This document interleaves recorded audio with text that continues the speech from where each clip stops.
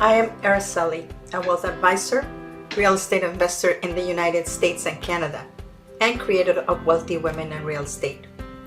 Every week, I meet with Colette, a real estate broker and a real estate investor in Canada. We come together to talk about all things real estate investing and how to increase your wealth. Join us. Welcome, everyone. This is Araceli, wealth advisor and real estate investor in the US and Canada. And in my weekly chat with Colette, we have just a kind of tidbit about mortgages today. So Colette, can you introduce yourself? Not a timbit, but a tidbit. Well, a lot of people might not know what a timbit is. Well, we're Canadian, so maybe we should change it to timbit. We're going to give you a timbit today. Anyway, hi everybody. My name is Colette Rava. I am a real estate broker in the GTA West End, so that includes Etobicoke, Mississauga, Oakville, Burlington, and I don't like to go further than that, but maybe I will for you. So we'll talk. Anyway, today we have a great episode.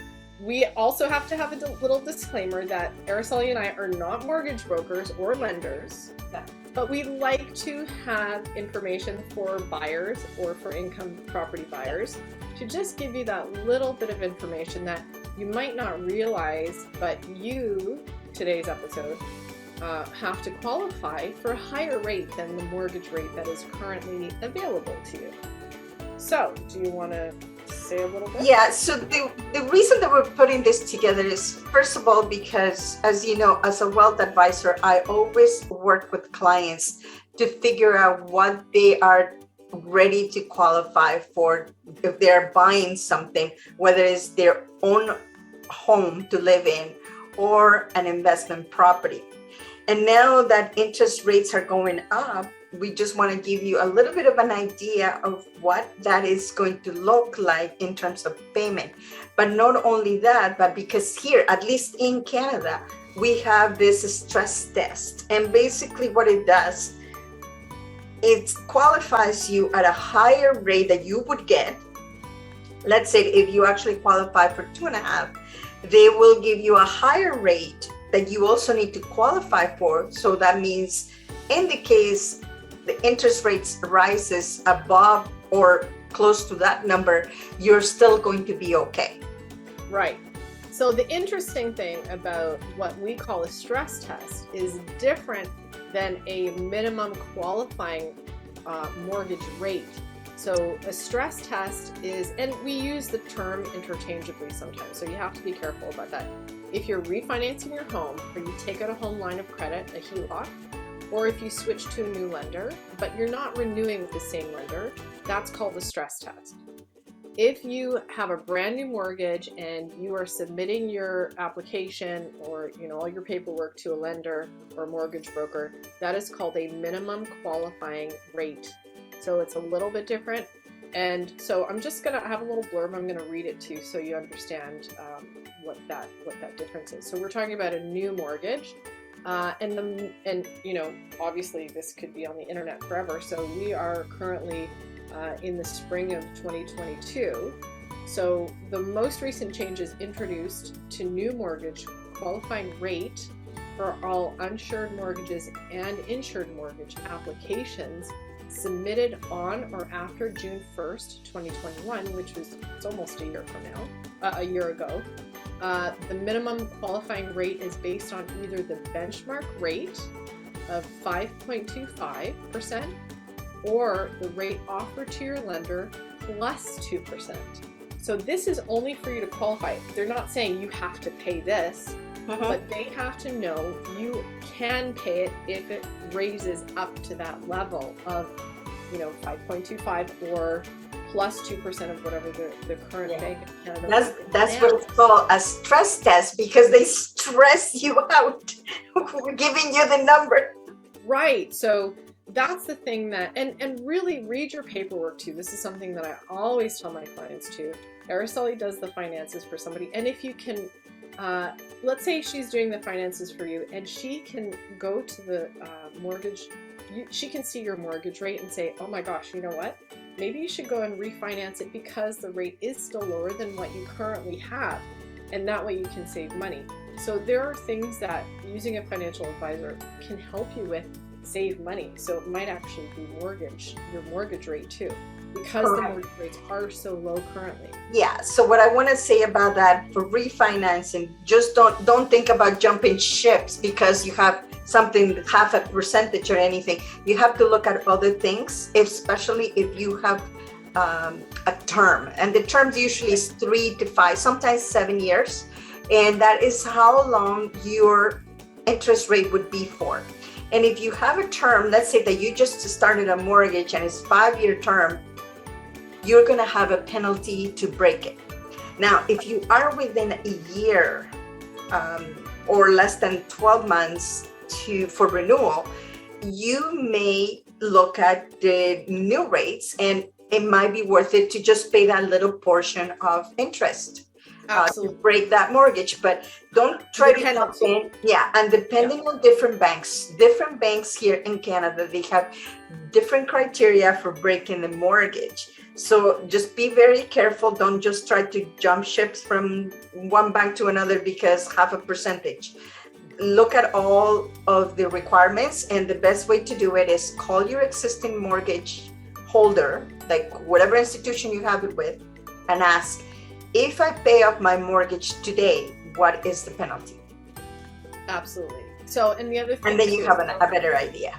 Yeah, and then you have a little chart too of the difference between rates. But let's just say your lender offers you a rate. So this is the minimum qualifying rate. So let's just say your lender offers you a rate of 2.99%, which is still possible, right? You'll have to use 5.25 qualifying rate in the stress test for you to actually get the mortgage. So that's depending on your income, that's depending on how much debt you're already paying to something else possibly.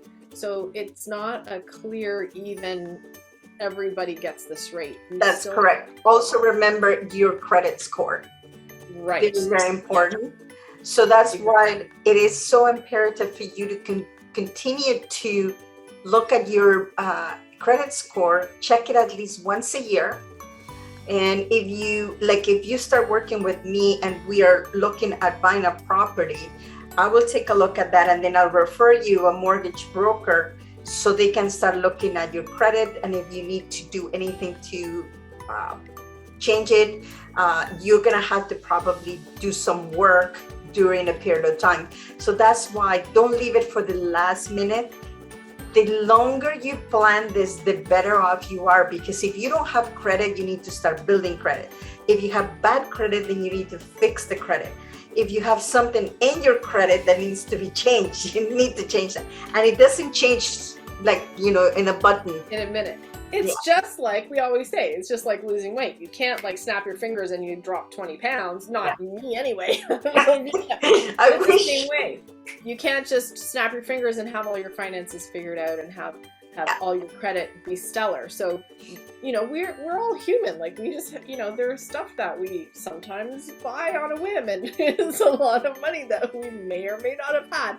Not talking about personal experience, but I'm just saying, you have to do these things, and sometimes it takes time to figure all this out. And absolutely. And it takes, and especially because people don't look at it until they absolutely have to.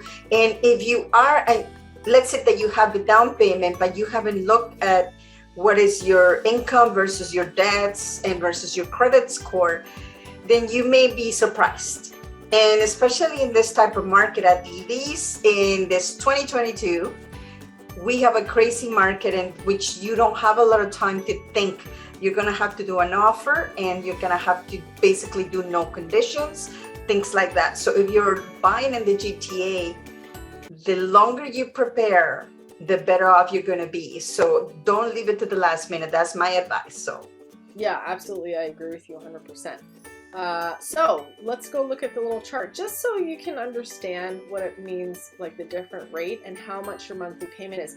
I love that. I never get sick of seeing that when people say, well, it went up 22%. How bad could it be? Or how good, I'm still paying under 3% mortgage. That's fantastic. So do you want to share your screen? Yeah, absolutely. So what you have is there's two things. The average, I wouldn't say the average mortgage is 500,000, but that will give you an indication. So if you have $1 million mortgage, nice round number. Yeah, exactly. So if you have for every 500,000, if your mortgage interest is 2.5, let's say that you're moving to another place and now you don't qualify for the 2.5, so your payment would be $2,243 at 2.5%. Okay, I'm gonna be low tech. I'm gonna draw it out.